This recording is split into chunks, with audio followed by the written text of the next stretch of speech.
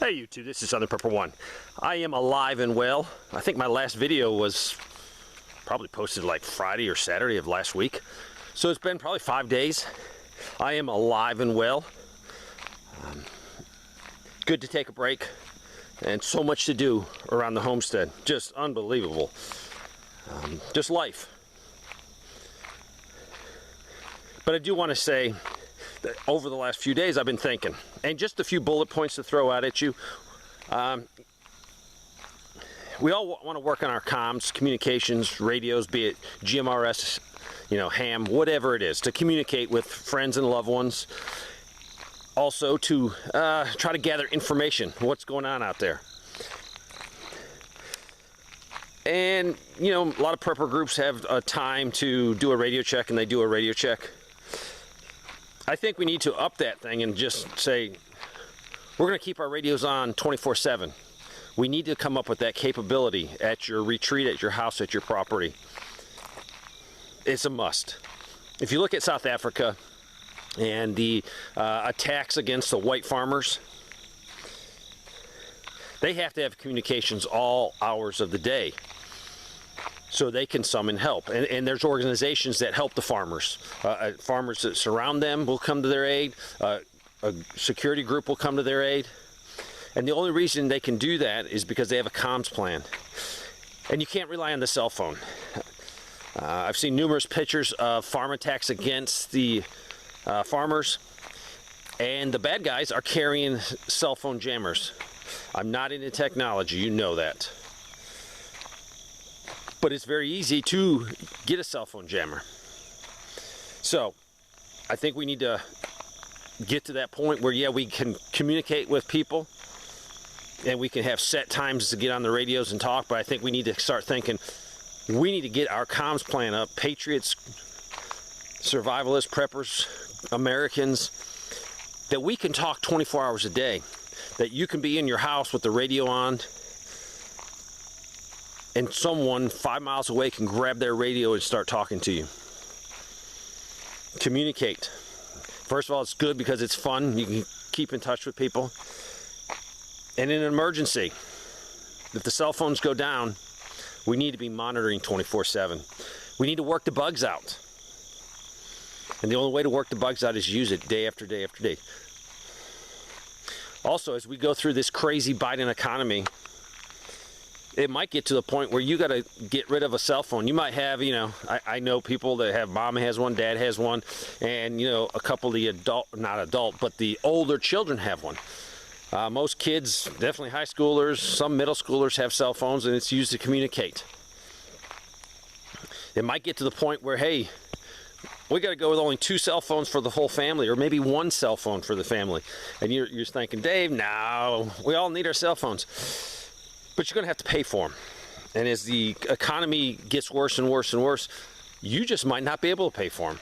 You might have to use that money for something else, food. So, we need to up our games. I'm upping my game with a few people to have my radio on at all times. So, I got to have power, and then that's going to be off of solar power. I'm not going to plug it into grid power and say, oh, I'm good, because the power goes off, I'm not good. And the only way to work the bugs out is to get it up now and use it 24/7. So that's one thing in the last 5 days I was thinking about. And I talked to a buddy yesterday, and we're trying to improve that. You can have a radio check with a bunch of people through a repeater, which is awesome, but if the repeater goes down, your plan goes down. So you need to work on using repeaters, especially GMRS repeaters. I'm looking into getting a GMRS repeater for my use and friends' uses. So hopefully I can pull that off. They're not that expensive, but I have to rely on other people to give me guidance because I'm not a technology person.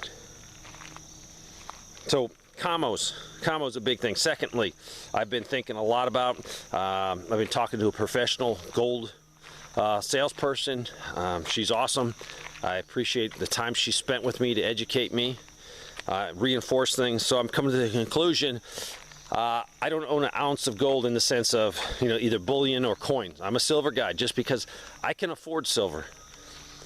But I think at this point, looking at history, looking at the currencies that have crashed, Venezuela, Argentina, you can go on and look at Germany after World War II. A whole wheelbarrow of money is worthless. Personally, I can look at Iraq.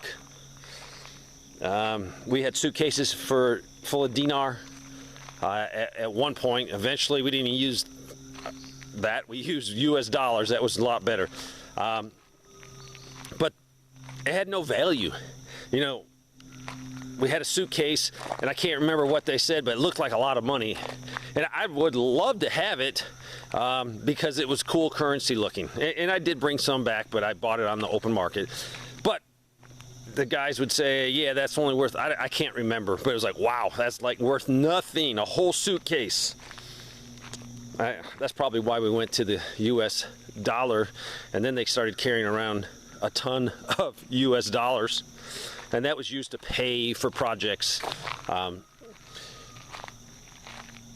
Eventually our dollar is going to collapse. If you look at the debt, what is going to be the most valuable thing out there? And if you go through history, you know, gold.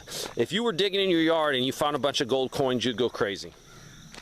If you were digging through your yard and found a bunch of, I don't know, Civil War currency from the South, it'd be very exciting. It'd probably be damaged because of the paper, but it would be worth a little bit, but it would not be worth what gold would be worth. Gold has the historical value of, hey, this is an old coin. It also has that huge value of, hey, it's an ounce of gold.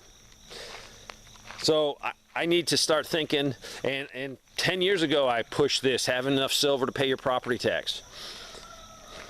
If you've been prepping for a while and you've gotten all your food and water and shelter, security, everything else done, medical, you need to be thinking about gold as an asset to pay your property tax.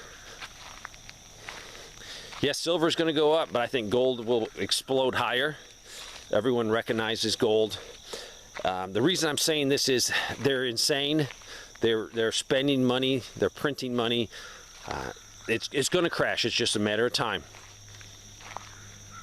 So I thought about that. How am I going to protect my property? Yes, I got silver, but gold is going to be more valuable.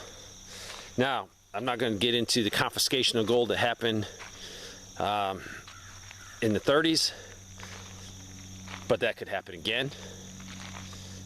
So that was one of my concerns. I need to address that. But it's hard to shell out $2,000 for a gold coin. And if you're just beginning prepping or you don't have your basics, don't worry about that gold coin. Get your basics done. I was also thinking about, we go into a Great Depression, a collapse. There's going to be a lot of hungry people out there. A lot of hungry people, a lot of people with no shelter. And that's just the facts. So what are you going to be able to do to help others? You can say, oh, it's not my responsibility. Well, if you're a Christian, it sort of is your responsibility. We are to help others in need. So the only way to help others in need is to properly position yourself to take care of your family. So then you can help someone. And when I mean help someone, it's not to carry their load totally, it's to help them carry their load. I hate moochers. I hate people that prey on the kindness of others. I've seen it too many times. You have to have wisdom to discern, hey, who's really in need and who is trying to play the system.